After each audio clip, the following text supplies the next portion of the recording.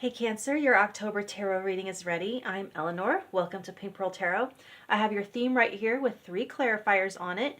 Your week-to-week forecast, career and finance right here, and then love down here. And then your bonus message this month is going to be a synchronistic symbol from this kind of cool deck that has actually lots of symbols on it. And any 2 cards that you pull will only ever share one symbol, and that's going to be your message. But there will be other symbols on these cards that might have meaning directly to you. So if you have questions that start to formulate, I'm going to let you look at those. Plus at the end, I'm going to pull 2 cards from my Crystal Ball Oracle. They're simple little answers, so there will be that too. So anyway, your theme is beauty, and it says radiance, self-esteem, strength. So hold your head up high this month and be proud of all that you've accomplished. It really is showing. And some of you might be having some sort of glow up in October, if that's still a thing. I mean, I'm kind of old, but I think we all kind of like to have a little bit of an upgrade from time to time. Now, your first clarifier on that is the Queen of Books. And so I'm sensing incredible emotional fortitude and indomitable spirit and power over your own narrative. You're falling in love with your own story and yourself as the protagonist, and you're focusing your self-care on what makes you feel beautiful from the inside out. Next, you have imagination, and this doesn't really correspond to any traditional tarot cards. It's a special card in this Papercut deck. But I feel like the more you pour into the self-love of that Queen of Books, you're starting to imagine a brighter future for yourself. There's an element of discovery and exploration, freedom and reverence for the infinite within and outside. And this says dream big and to dream with confidence. Now, finally, you have the 5 of Sigils. You are enough. What ways can you demonstrate this to yourself? And what have you withheld from yourself because you didn't feel like you deserved it? What spaces have you not dared to enter because you felt unworthy? This does refer to the external in a way, that sometimes a little bit of sprucing up on the outside can reverse engineer how we feel inside. You do not have to feel great first. It doesn't have to work that way. You can give yourself an external boost first, because it can go both ways. And I'm not all about like hyper consumerism and buying things to make yourself feel good, buying an identity or buying beauty. But you should still do what makes you happy and what impresses yourself. Like, what colors bring you joy? It's the joy that evokes in you that makes you beautiful, that shines, not whether or not Vogue says they're in season or whatever. So getting into your week-to-week forecast, week 1, you have the 9 of water reversed. So this is when we don't get our way, or we can get a little bit of disappointment, and the outcome is better than how we would have written it, better than if we had gotten our way. It's when, thank goodness you didn't get your way. A pithy little example of this, okay, the other day. So I wanted to turn right, but the guy in front of me, he wouldn't close the huge distance between him and the car in front of him, and so I couldn't quite squeeze by.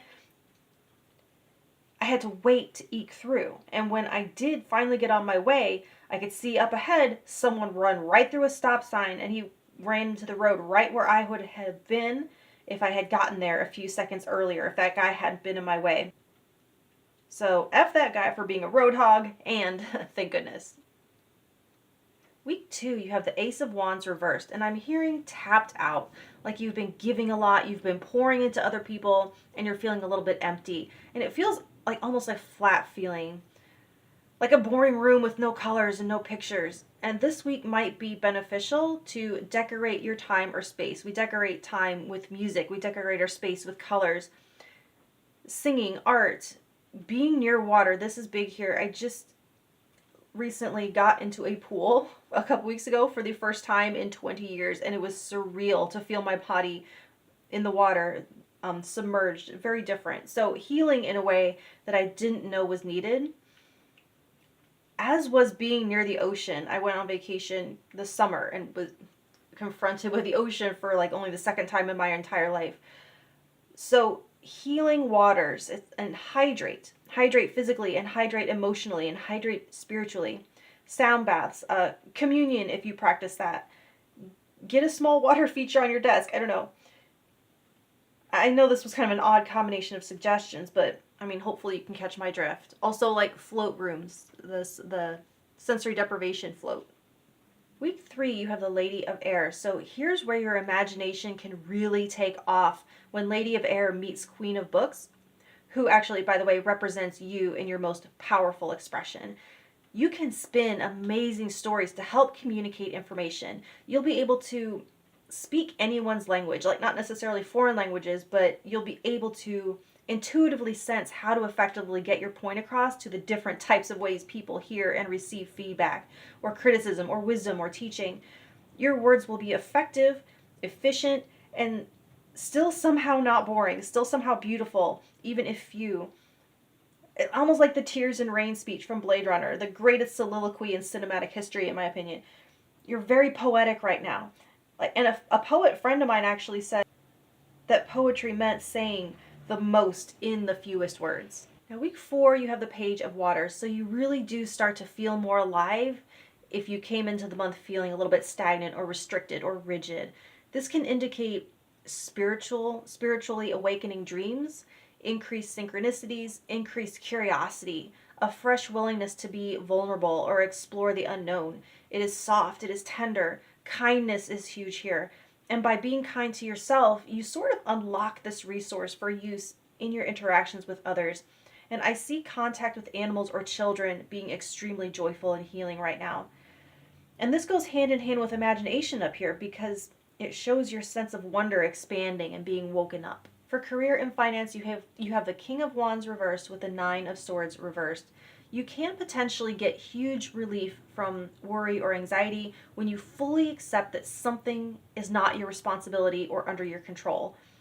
You first have to be able to trust. This shows an end to micromanaging, whether it's a tendency within yourself or if you maybe you're getting out from under a micromanager.